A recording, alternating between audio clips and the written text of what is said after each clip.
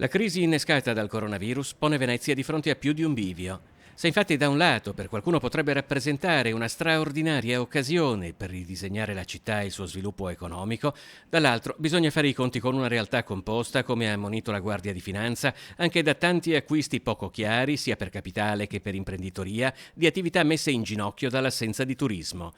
Processi che, al di là dell'impegno delle forze dell'ordine, dovrebbero godere, secondo il consigliere comunale Marco Gasparinetti, anche di più attenzione da parte della politica. Se noi avremo attenzione, possiamo sperare ancora di preservare un tessuto economico e sociale che non sia oggetto di rapina, che non venga trattato come appunto terra di conquista da parte di capitali che non sempre sono di origine chiarissima. Se invece chiudiamo un occhio e facciamo finta di non vedere, il rischio effettivamente che in un periodo di crisi possano fare man bassa di attività quei soggetti che hanno capitali di provenienza spesso estera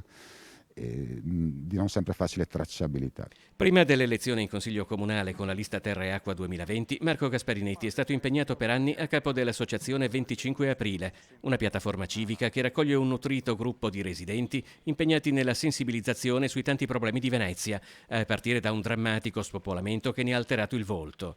Sono stati anni, questi ultimi, in cui il cambio di destinazione d'uso della città, così come del suo tessuto sociale, ha vissuto un'impressionante accelerazione. Il fenomeno non è nuovo perché teste di ponte c'erano già e l'edificio alle nostre spalle, ad esempio, quando io vivevo qui, ricordo benissimo, era interamente gestito da cinesi, collocazioni turistiche diciamo non visibili se non andando su un sito cinese. Del resto la Guardia di Finanza in questo periodo